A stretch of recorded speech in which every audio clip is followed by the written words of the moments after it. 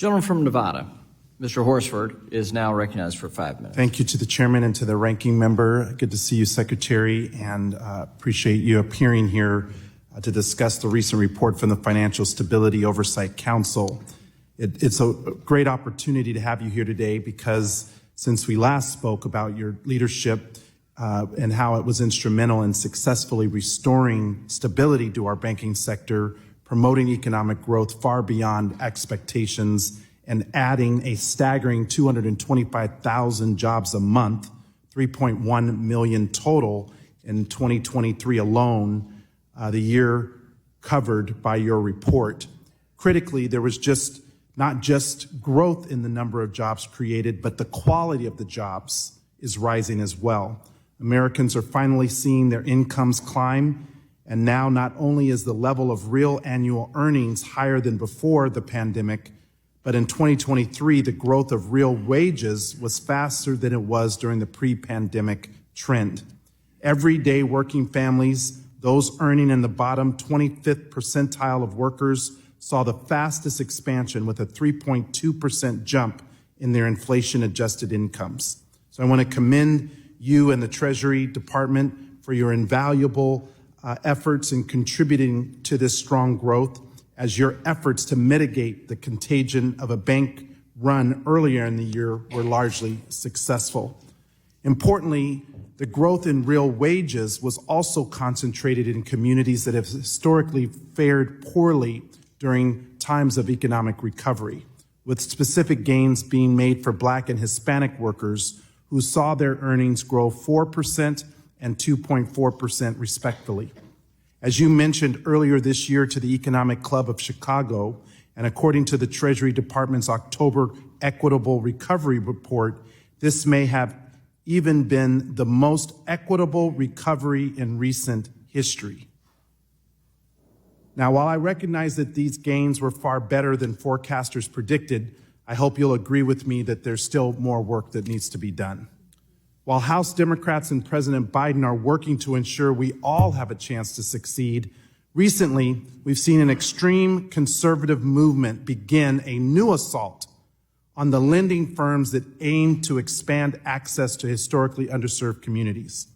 Far broader and equally as sinister has been the rapid escalation in attacks on diversity, equity, and inclusion initiatives throughout our economy in the wake of last June's Supreme Court ruling on affirmative action.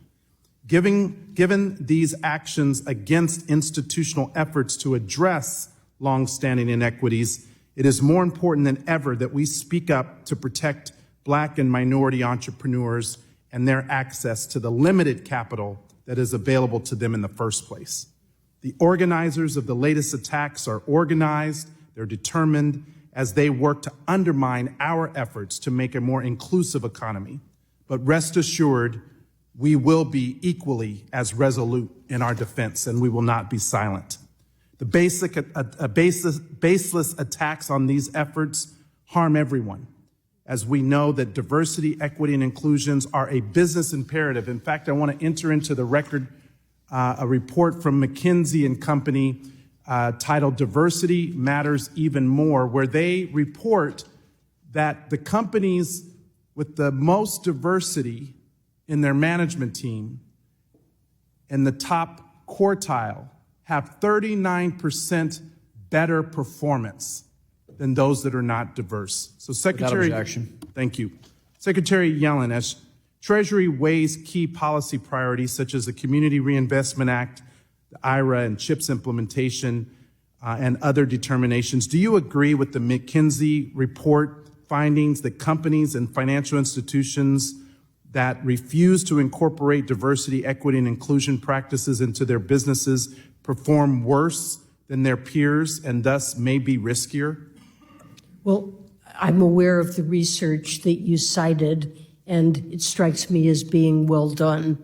So while I've not looked at this issue myself, I see very good reasons for the findings you mentioned. Thank you. And do you believe that these renewed attacks on diversity, equity, and inclusion efforts may lead financial institutions to lower the availability of credit to low-income, minority, and underserved communities?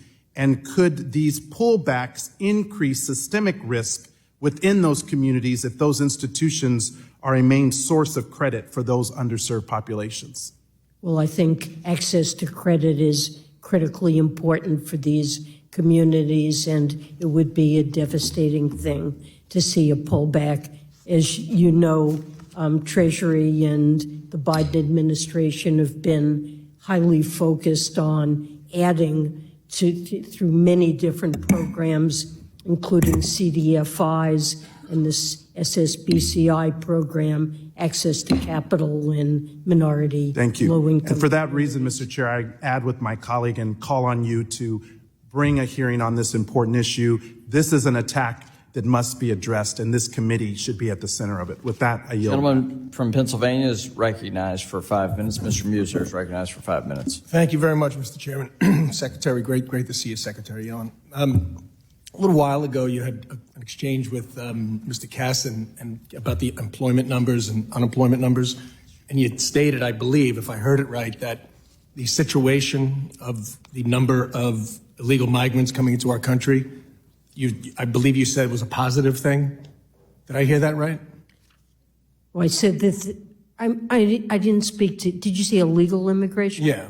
I didn't speak to illegal immigration. Okay. Well, that's what he was referencing. He was referencing the level of migrants coming into the country. And I simply said that immigration that's added to our because legal workforce immigration is is great. generally- Illegal I'm drugs, don't really human trafficking. not weighing in Okay. on that. All right, thank you, Secretary. So the FSOC's recent guidance on climate change, non-bank SIFI designations, the Basel III endgame proposal, have received wildly overwhelming criticism by the financial industry for being unclear, overly broad, all kinds of descriptions. Creates confusion, not being data-based. And we've had conversations with Vice Chair Barr and many others, Chairman Powell, related to this. So that's certainly nothing new. Yet the regulators are not conducting cost-benefit analyses for each rule they implement. The guidance on non-bank SIFI designations, climate change, and the Fed's Basel III endgame omits any any cost-benefit analysis. So, Secretary, why do you believe any business subject to non-bank SIFI designation should not receive a cost-benefit analysis to determine the effects on the business? Well, FSOC was given by Congress the ability to designate a non-bank whose materials distress would pose a risk to the financial system. And most clearly, FSOC did not require a cost-benefit analysis in association with that. That's something that they could have done and chose not to do. And there are very good reasons not to do it, because what we're talking about in terms of the benefits of designation is a reduced chance of a financial crisis. And to try to quantify exactly what are the costs of a financial crisis is not a useful exercise. Even in the aftermath of financial crises we've experienced, like the 2008 crisis, people can't agree what the cost of it was. Just because it's not in the rule doesn't mean it wouldn't be worthwhile, and they could pursue it anyway to gain a more accurate finding and outcome. But let's just talk about Basel III endgame for a moment. No cost-benefit analysis, not much data to support it. Small businesses across the country will suffer from it because there'll be less lending taking place. Nobody can argue that. Some people say it could be as much as 20% from the big banks. And then all kinds of pressure is put on the smaller banks, where they will have, instead of 20 small businesses coming to them, they'll have 100 because there's less funding and capital available from the large banks. Yet some people argue those very basic, simple, fundamental points. So I ask you on Basel III, I mean, are you concerned about the feedback, the overwhelming feedback regarding the problems and potential risk to our economy that the Basel III endgame proposal will cause? So the banking agencies put out this proposal.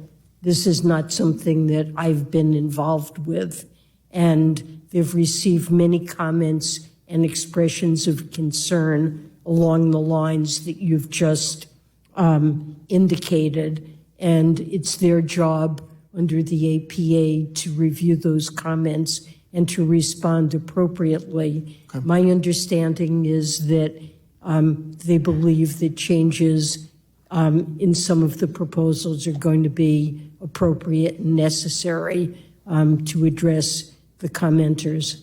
Thank you. And as Secretary of Treasury and all the things you've done in the past, is there a plan in place to help American business become more competitive besides spending in an excessive manner, which some argue creates an artificial growth initiative? Gentleman's time's expired. The Secretary can respond for the record.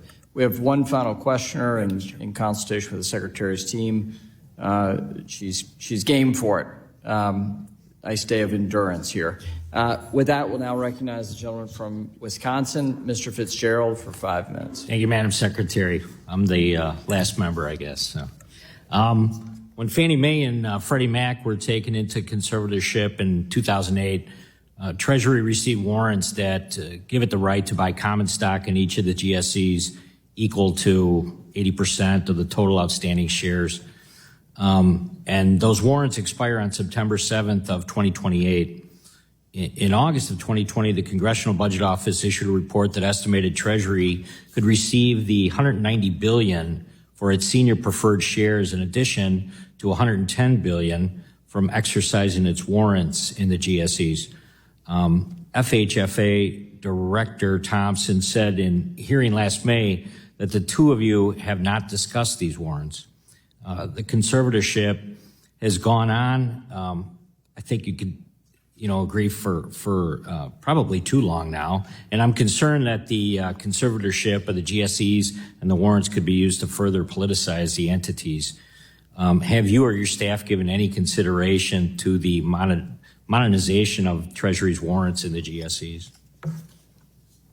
This is not a matter that I'm up to speed on. I'm not knowledgeable about this. I have a staff that spends a great deal of time thinking about it, but I've not had a discussion with them about this. I would appreciate it if I could get back to you on this matter. Absolutely, I appreciate it. Thank you. Secretary Yellen, last May you said this might be an environment in which we're going to see more mergers. And that's something I think the regulators will be open to if it occurs. But I think as a member of the committee, the perception out there is that regulators review kind of the proposed bank deals at a slow pace. And there is also a relatively high degree of uncertainty about the outcomes, both of which have kind of this chilling effect that we've had reported right here in the committee. So given the regional banks are subject to constant on-site supervision, we've heard from the bankers about this numerous times, can you think of any reason why it should take the Federal Reserve more than the statutory prescribed 90 days to decide if a merger is appropriate under the Bank Holding Company Act? So I could just say, based on my own experience in the Fed, that often issues are raised in connection with the community performance of banks that need to be investigated. And these investigations can involve a lot of back and forth and be time consuming. And so I shared your frustration that it often took a good deal of time, but sometimes there are difficult issues that need work to respond to before a proposal can be presented to, in the Fed's case, the board. Very good, thank you. Saudi Arabia pricing their barrels of oil in dollars has played a large role in the U.S. dollar building and maintaining its status as the global reserve currency. The Saudi Minister of Finance stated that they are open to trading oil in currencies other than dollars and has held talks with China. Not sure if you're aware of that, not asking you that question. Combined with the de-dollarization efforts by adversaries like China, Iran, Russia to evade sanctions, the potential weakening of the dollar as a global reserve currency is concerning. What are some of the actions Congress can take to maintain the dominance of the dollar and ensure we can maintain effective sanctions? Well, the dollar is valued as an asset because of the deep and liquid treasury market that we have, the strength of the U.S. economy, and the strength of our currency, and the fact that we keep inflation under control, and it's a good investment. We have rule of law. We have open capital markets, and protecting these fundamental assets that give rise to the strength of the dollar is critical to its role. But the important role of the dollar also enables us to levy sanctions against countries that act against our interest. And by depriving them of access to the dollar financial system, we can really exercise some control over their behavior. And it should be understood to be natural that when we use sanctions, that those who are sanctioned are incented to try to figure out workarounds. I've not seen anything that I believe poses a deep threat to the dollar, but those incentives exist, and our ability to sanction countries' activities that threaten our national security, I think, is very important. Thank you. Gentleman's time's Yield back. expired. Secretary Yellen, and I ask for your forgiveness. We're now 8 minutes past the time. In order to have partisan balance, Ms. Tlaib is here, and I think it would be appropriate if we can allow her to ask 5 minutes. Certainly will. We did start a few minutes late, so thank you for that, Secretary Yellen. We'll go to Ms. Tlaib for the final set of questions for today, then we will adjourn immediately after. Thank you so much, Mr. Chair. As you know, Secretary, non-bank financial companies like AIG, Lehman Brothers played a large role in the 2008 financial crisis. And that crisis disseminated the U.S. economy, causing millions of our families to lose their jobs, their homes, or both. And I know in my district, including Wayne County and broader southeastern Michigan, I mean, we saw employment fall 51% for low and moderate income households. The median home value for low and moderate homes plummeted like 53%. Countless families, as you know, lost their homes to foreclosure. We had the worst tax foreclosure crisis in Wayne County. When the pandemic hit, another financial crisis emerged seemingly overnight, and again, liquidity pressures on vulnerable and over-leveraged shadow banks contributed to the market volatility.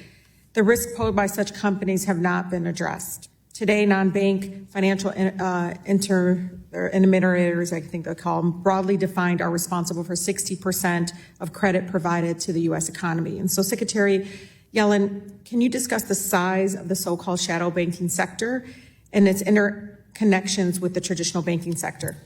Well, the shadow banking sector is very large, and we are very focused on potential risks. I agree with your assessment that much of the damage, not all of it, but much of it during the financial crisis arose from this so-called shadow banking system.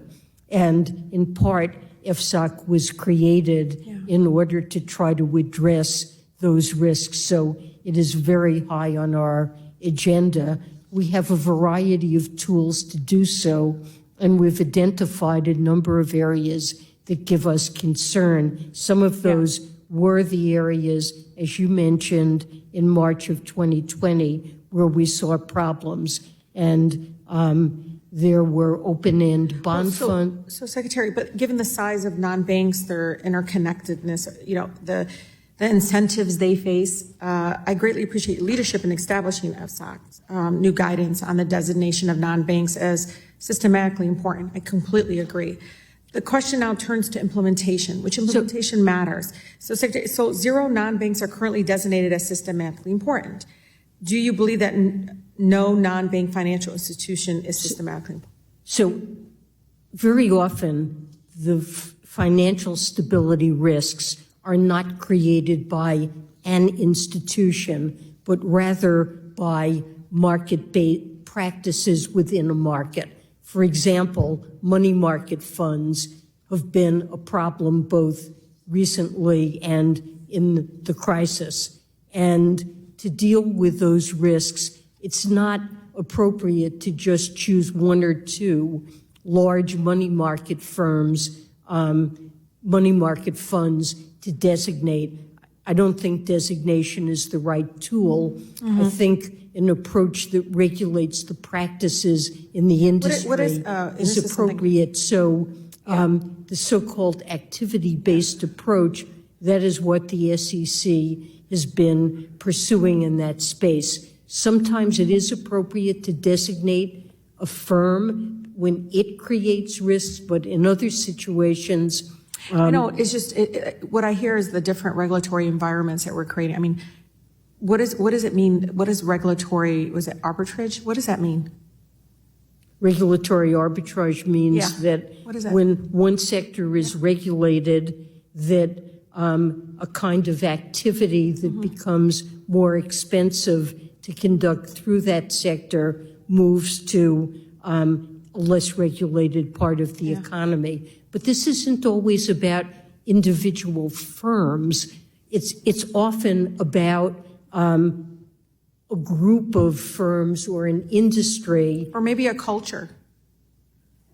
It might be a culture, but often it's many firms and not just 1 or 2 firms that are responsible for the problems. Yeah. And I just want UFSOC, of course it was important for you, and thank you for your leadership on that, but it has to fulfill its total responsibilities when it talks about protecting our residents, especially our low-income and underserved communities from the systematic risk, as you know, and financial instability that result from the failure of the mega banks and financial. So describe, I mean, what specific actions, maybe you talked to some of my colleagues about this already, has AFSOC really taken or plans to take in full responsibility in protecting those families? Again, I'm looking at these and trying to learn about these process in the culture as I create it, I call it. Gentlelady's time's expired, and if the Secretary can answer for the record in writing, that would be sufficient. Okay, I will answer for that. Yeah, I want to learn more. Thank you. Thank you, Secretary Yellen, for your testimony today. Without objection, all members will have 5 legislative days within which to submit additional written questions for the witness to the chair. These will be forwarded to the witness for her response. I want to thank you, Secretary Yellen, and please respond to these if you would, no later than March 30 of 2024.